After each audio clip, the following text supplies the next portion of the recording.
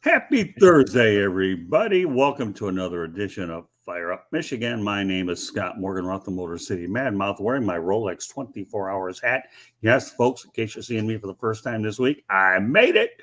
And I went 30 hours in a row covering the race, and it's a 24-hour event, and went 40 hours out in your sleep. Then again, for those that know that I'm king of the road, I always wear that cap anyways because I've been driving all over the country. I made it, and that's why this show isn't on Monday, but it's on Thursday because I'm very well recovered to do it the right way. With that said, you know what? I couldn't be happier than to have the two people alongside of me today, Smoke and Jeremy B. Welcome to the Thursday night version of our big show. Wait, it's Thursday? Just kidding. Not me.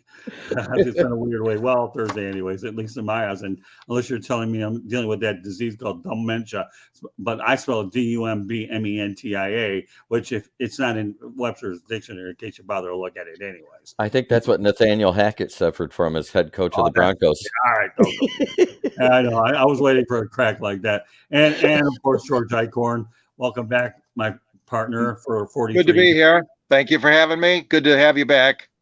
Thanks. So let me give you an overview about what lies ahead before we go on and get to some topics, okay? First of all, on Monday, we're going to be welcoming a couple of new additions. Taylor Phillips and Ed Smith will be joining us on Monday. They do the Michigan Sports Truth podcast, and they want to join forces with us.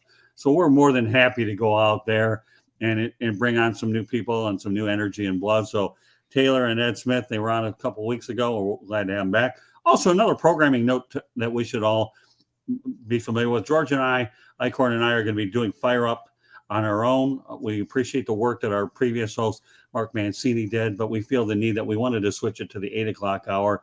And Mancini's very busy with a lot of his other things. But we want to thank Mark Mancini for helping us get Fire Up off the ground. But the whole idea behind this show, though, is going to be that we're really looking to key in on one topic. That doesn't mean down the road we won't make modifications to it if we see the need to do it. But I'm figuring this is the type of show where George and I will talk about one topic. The show could range between 15 and 30 minutes. But we also want to use the show as an opportunity to preview some of the other broadcasts we have. So, for example, okay, number one, it could be Inside the Pigskin or 108 Stitches Baseball Talk. And also, JB Ellis and I are going to be starting a show in the next few weeks or so called The Celebrity and the Journalist, and that'll probably be close to 10 o'clock on Tuesday. So it's very possible that on Tuesday we could be looking at a triple header. George Eichhorn's also going to join me on the Sports Exchange as well, and of course his normal spot here on Fire Up Michigan. So George will be with me. Yeah, so George is going to be with me on 3 shows. Again, I don't think I'd rather have anybody else but him, although I'm really happy to have you, Jeremy. You know, you were a great find last year, and I'm looking for that as well. Jennifer Matthews-Lewis, hello, young lady. Thanks for popping in. Congratulations, Jen. I hope you have fun at the Super Bowl. Jennifer, all I'm going to tell you, young lady, if you don't have a lot of great stories at the Super Bowl, you're going to be in my doghouse, but I know you won't be in my doghouse because I know you're going to have some good stories, and I'm definitely all ears and all that. So we're expecting you to come up with some good stuff. I've covered 4 Super Bowls in person, been a part of 3 more, 7. George has been a part of a couple. Jennifer, soak it all in, get the best out of it you can. You, JB, and the rest of our sideline sports team out there. We're looking forward to hearing a lot more of that. So once again, a real quick overview. Taylor Phillips and Ed Smith will be joining us on Mondays going forward. And of course, George Eichhorn and I will take the baton from Mark Mancini and do Fire Up at around 8 o'clock, and then we'll have a triple header most likely that night. And George will continue to do his Fire Up Michigan responsibilities as well as our vision of the Sports Exchange. Getting all that promotional stuff out of the way. Well, we have 4 topics to go, and we're going to start off with George Eichhorn's alma mater. And why do I say George Eichhorn's alma mater? Because in many cases, they don't get a whole lot of publicity, but I can give you a reason why they are going to get a lot of publicity. I should point out that the title of the show is USFL Returns to Detroit. I'll get to that in a moment, but this is one of the rare opportunities that we can talk about George's alma mater, Wayne State University. And I think it's pretty neat because once upon a time I actually considered going there. But before I get to that topic, I do want to point out that Fire Up Michigan can be heard on iHeartRadio, Apple, Spotify, Google, or wherever you get your podcast. So, folks, go out there and listen to it, whether you're in the subway or whether you're on your bicycle, walking, whatever. Also, please hit the red subscribe button on YouTube, South Florida Tribune. We're striving for 1,000 subscribers. You know, folks, we want to get the brand out to as many people as we can. And if you have any good comments or you want to be a part of our show, feel free to write us at southfloridatribune@gmail.com. You never know. You might be invited to join any of us on all the various different broadcasts that we have. So once again, folks, please subscribe to the South Florida Tribune YouTube channel. We're striving for 1,000 subscribers. And of course, I just mentioned the other ways to hear the show. All right, back to Wayne State University. They hired former Michigan star Tyrone Wheatley. Well, you know what, George? Jeez, oh, Pete's my friend. It's your alma mater. What do you think about the Wheat man going over? Now, what is the name of the Wayne State? Last time Warriors. Okay, Warriors. I know Wayne State. I think it's a great move, Scott. The Warriors made a good decision. They got to put some life back into that program. They've been suffering for years and years with a losing team, a losing record. Let's face it, it's a tough challenge. It's a very difficult challenge. Eastern Michigan is a tough challenge, but they've risen in recent years. So there's nothing that could hold Tyrone back. I mean, he's got the enthusiasm. He's got the connections here to Southeast Michigan and the U of M program. And I think he's proven himself as a coach. And like I said, it's something that was very much needed at Wayne State to put some life back into them, because the Warriors are in a tough conference. Grand Valley State's a winner. Ferris State is a winner. Grand Valley State used to be a winner in that conference. It's a very difficult conference to win in, but if one man can do it, I'm putting my faith in him to do it. So it's a good move. I love it. Tyrone's a man. Yeah. Before I went to Florida, obviously I started Broward Community College. I went on to University of South Florida. I looked at Wayne State. So George, give me a little information about their stadium, what the capacity is. Yeah, Adams Field, it's got a stadium capacity of about 4,000. I mean, they've made some improvements over the years. They added the Ernie Harwell Center over there by the baseball diamond. They've done a great job. Oh my God, thanks to the Pistons and their cooperation, they built the new basketball arena. But getting back to football, it's a very intimate place located over there on Trumbull Avenue by the JC Lodge and 994 freeways.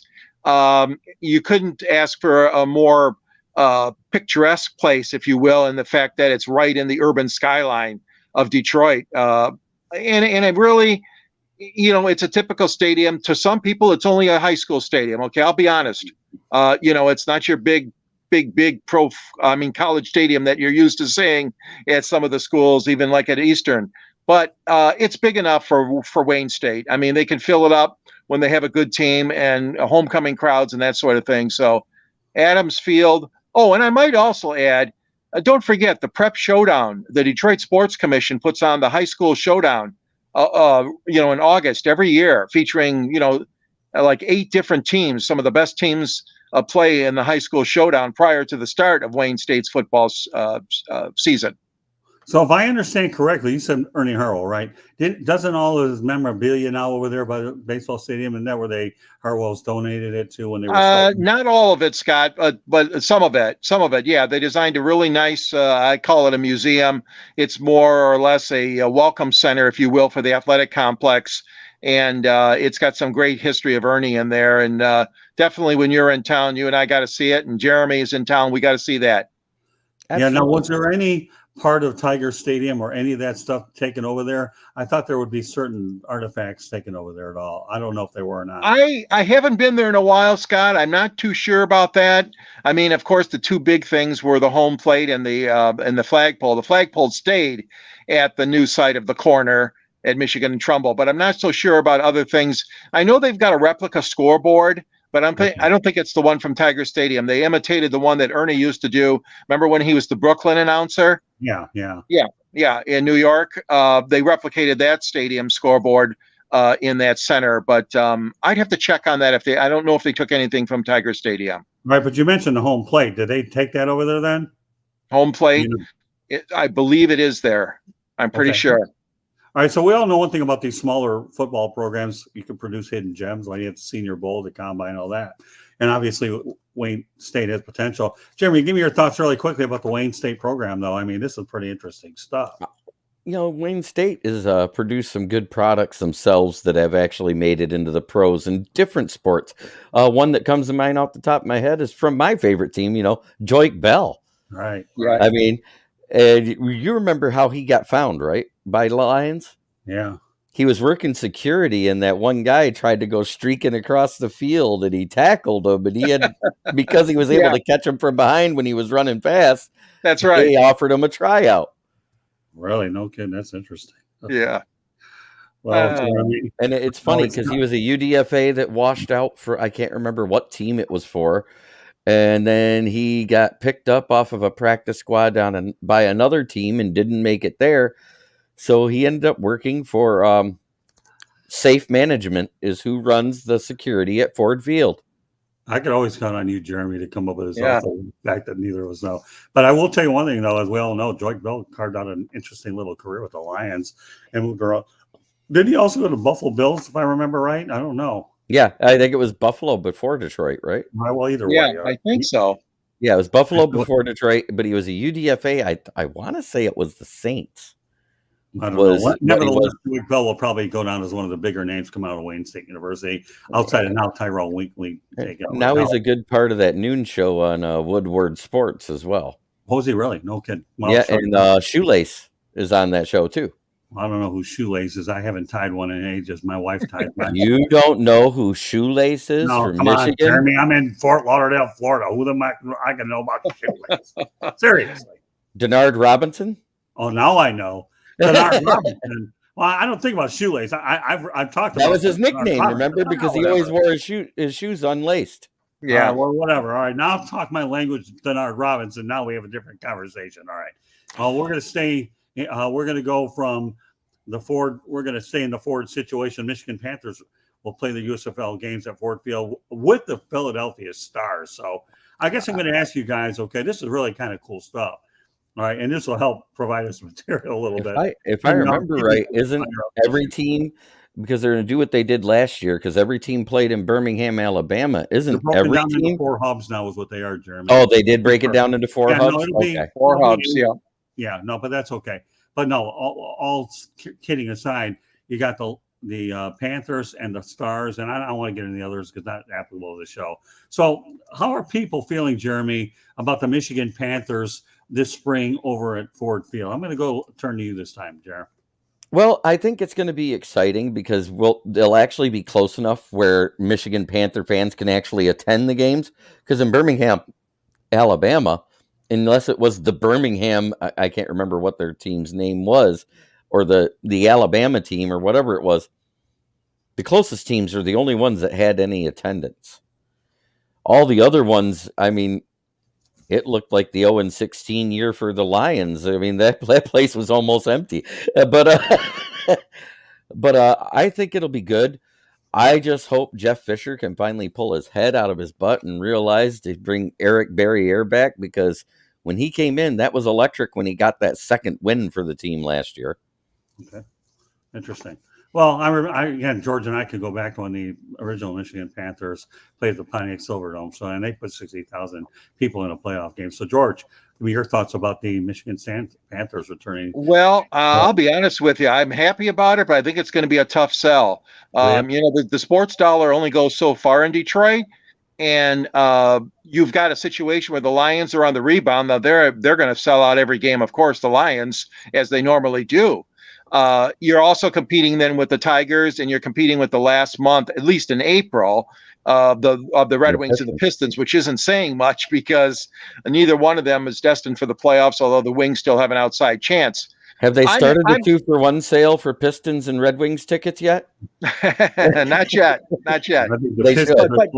But all kidding aside, guys, I think it's a smart move. Detroit is a good market. We've seen how Detroit reacts and how they help out the NFL with putting these games that are postponed in other cities. Detroit gets to host them.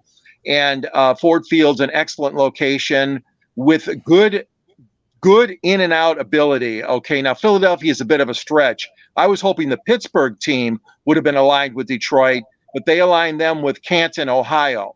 And that's an easier drive for Pittsburgh to Canton than it is to Detroit. But Philadelphia is a long haul. you're going to, but it's still doable.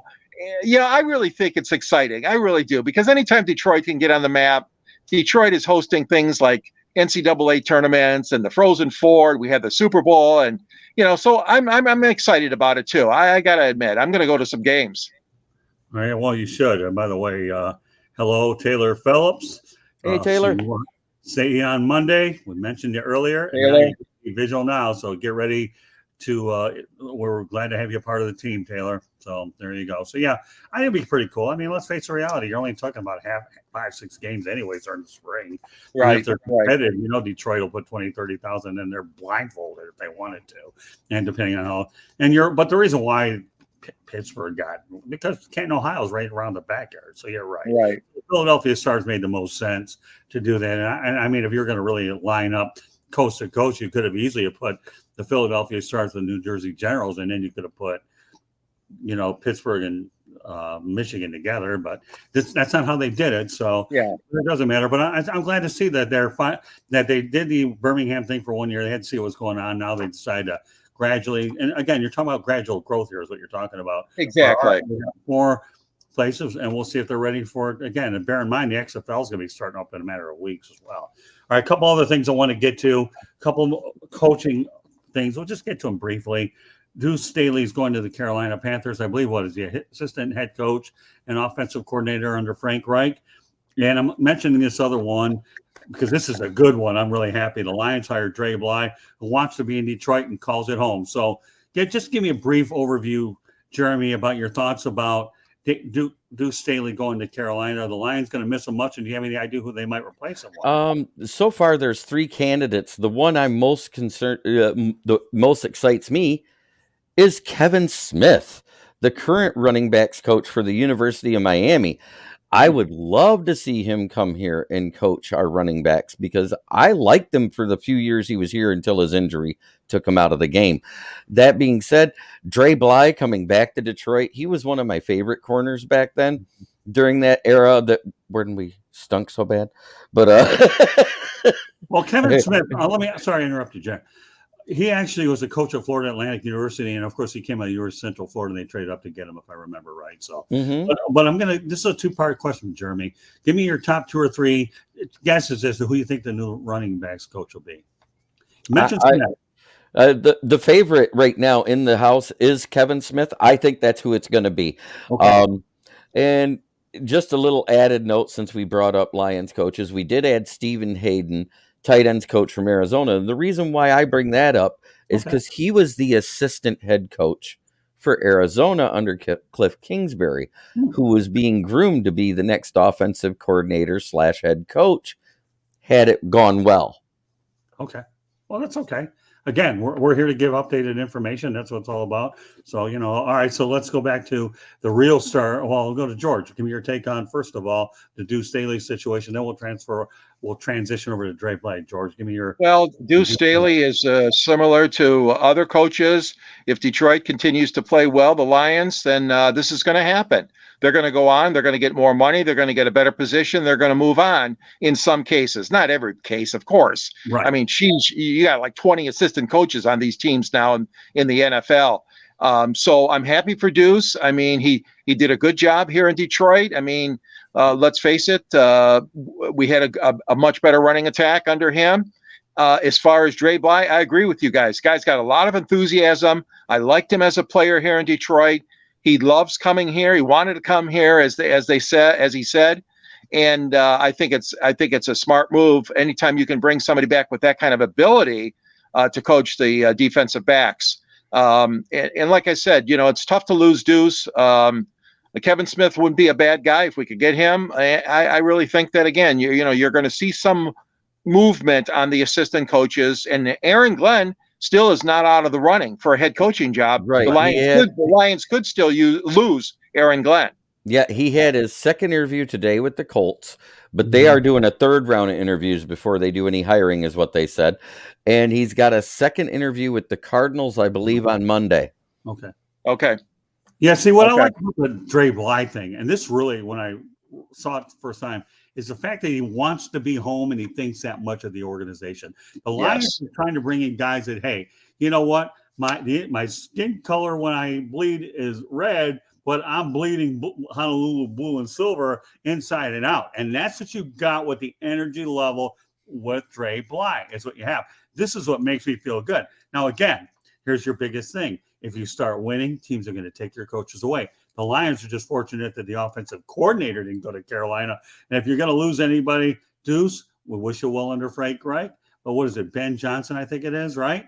Mm-hmm. He's staying. At least he's still with the Lions. So And now I do have something to add to that. Since he was made offensive coordinator, he was a positional coach.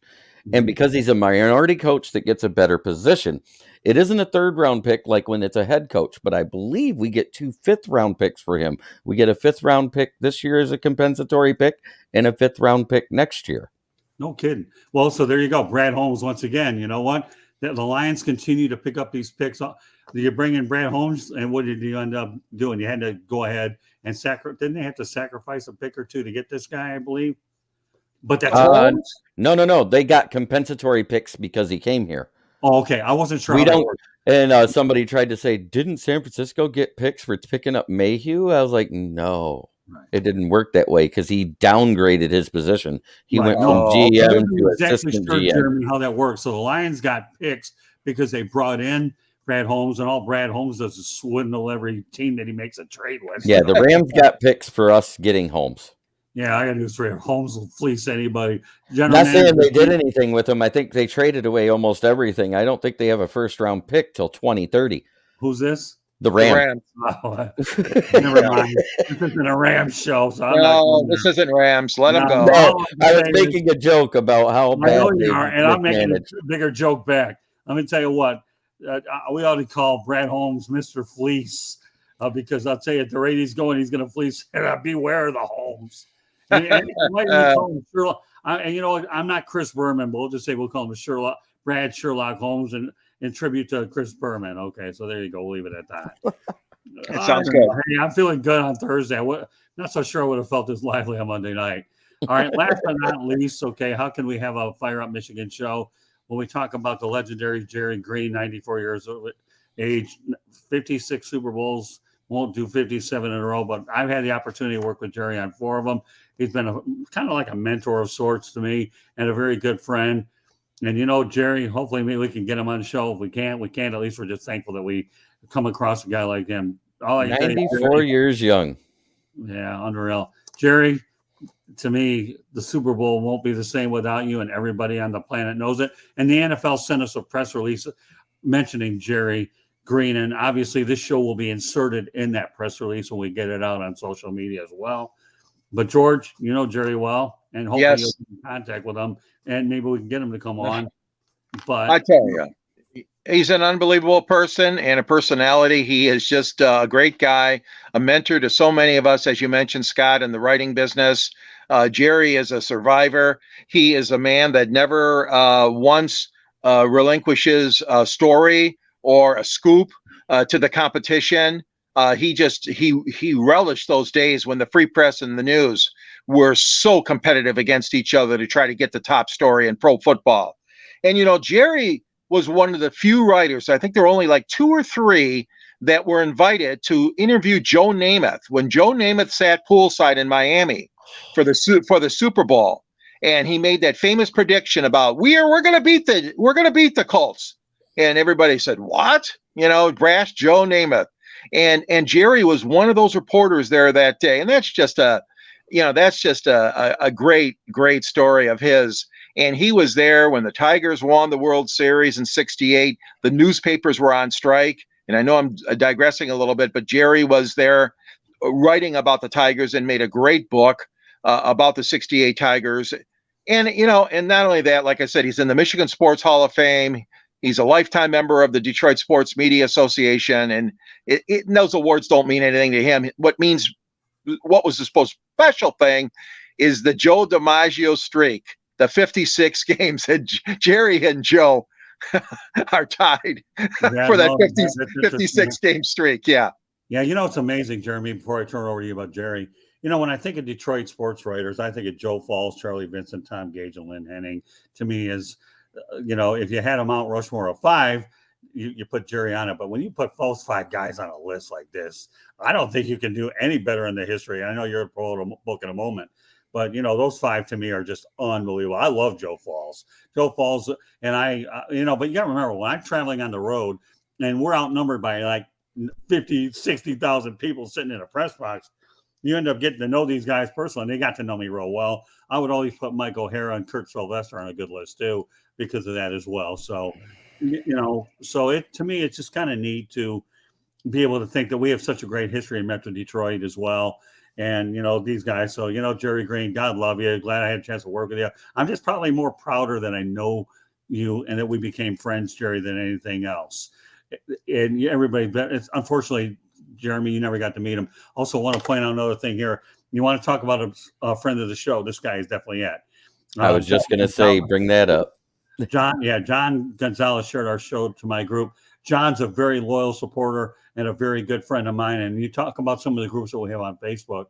This guy, John Gonzalez, is just truly fantastic. So, hi, John.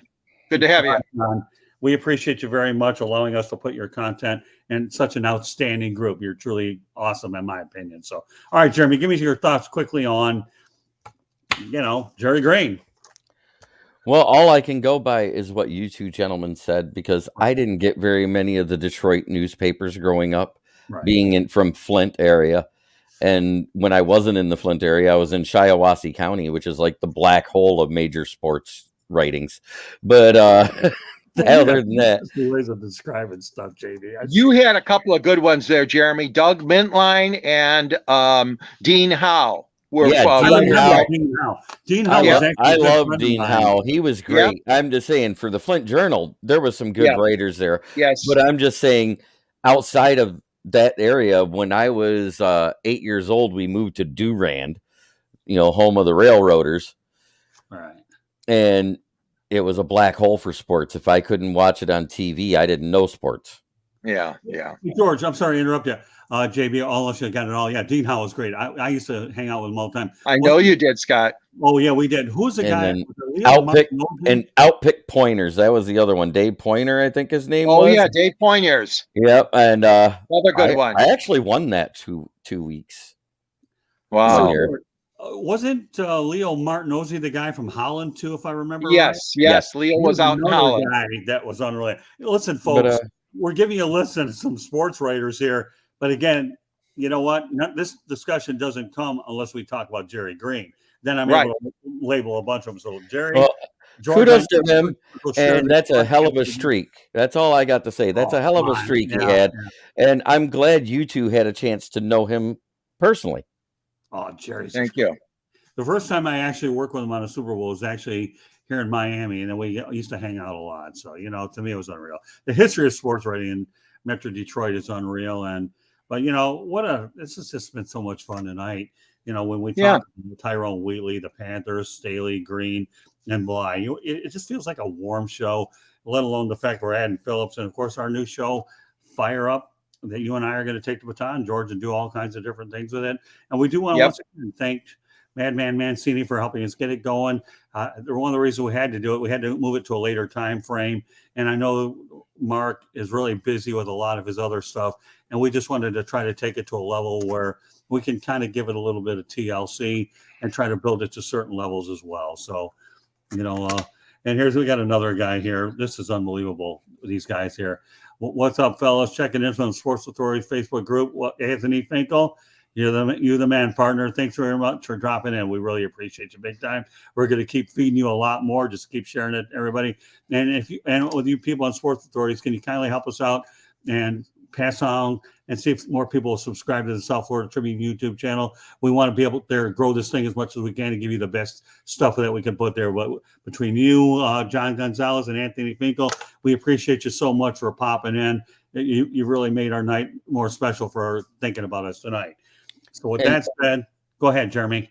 I want to say thank you for sharing to the Facebook groups, but if you can, go to the YouTube channel, like the show, then share it that way, because that gets us more views actually on the YouTube channel, which will help us grow even faster, because the more hours you have plus subscribers equals more money. Attaboy, Jeremy. Attaboy. I need an agent, Jeremy B. Of course, I already have one. That's you. You're talking, Jeremy. Look at this guy.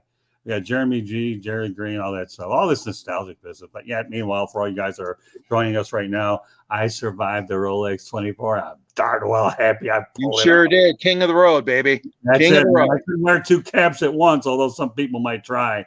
No, I'm proud to display my Rolex 24 hours, and I will thank Stephanie Harris up in Daytona Beach for giving us the opportunity to cover the race, but we still feel hopefully we have some more auto racing in there before spring training kicks in. With that said, great broadcast tonight. Of course, I'm going to be biased toward it. Then again, when you surround yourself with good teammates, you should. So, and hope you don't get turned off with the excessive confidence that I feel very confident the people that we bring on here. I'm proud of everybody, and we have some new people coming in, so stay tuned and keep watching.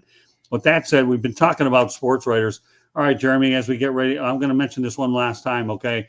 That Fire at Michigan can be heard on iHeartRadio, Apple, Spotify, Google, wherever you get your podcasts. Also, if you're on Twitter, follow me at Tribune South Florida Tribune as well.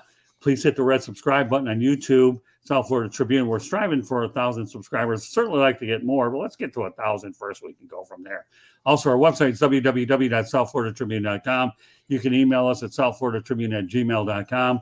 And Katie Ebling does a phenomenal job, putting everything up on the website, as well as her contribution on the show. She's been on more and more shows as well. So, we do everything we can to get it out there in so many different ways.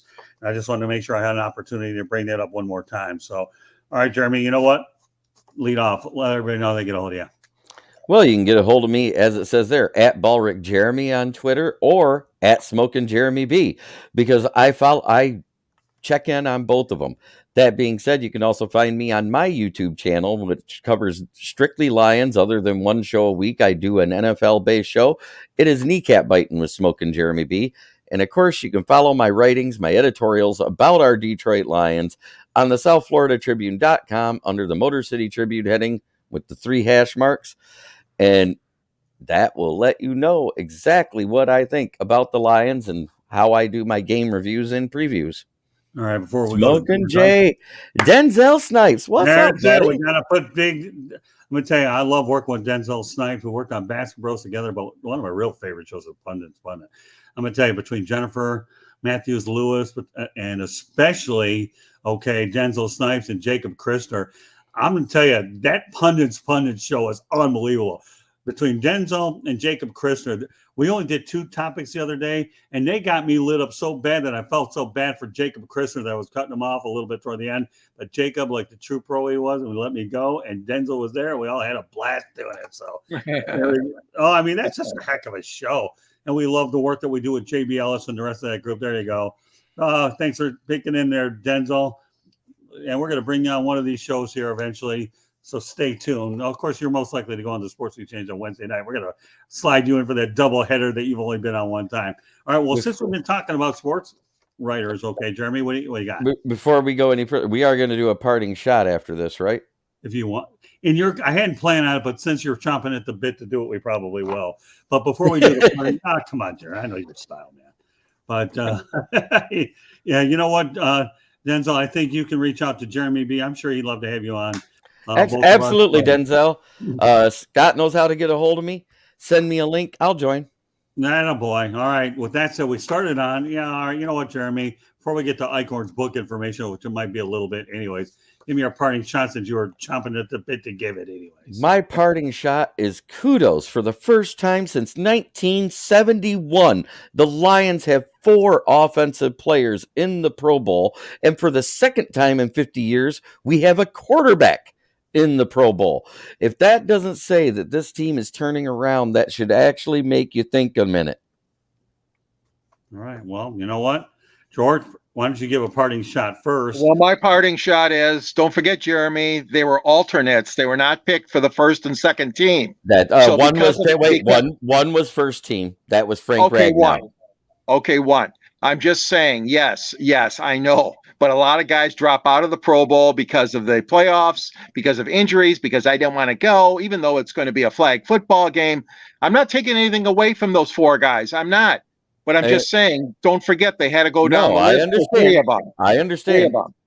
So, Yeah, you can reach me at SNG Sports 99 on Twitter. You can read me at Motor City Tribune, just like Jeremy mentioned, under the South Florida Tribune. You can read me in the Detroit Monitor. I'm on with Scott several shows during the week. I'm excited about that. And Fire Up Michigan and Fire Up and Sports Exchange. We are going to have some great shows lined up. And you can reach me, as I mentioned, gicorn@yahoo.com. And also you can reach me on Twitter, or else you can find me on this wonderful station, the South Florida Tribune. Yeah, why don't you flash in your book and give a little info on that? Yes, yeah, I'm sorry about that. Thank you, Denzel Snipes. That's all I got to say. Detroit Sports Broadcasters on the Air features the likes of Ernie Harwell, George Kell, Bud Lynch, Frank Beckman, George Blaha, and Scott Morganroth, also in this book, as he interviewed my friend, you're my friend. You interviewed the big stars, Muhammad Ali and Jimmy Connors.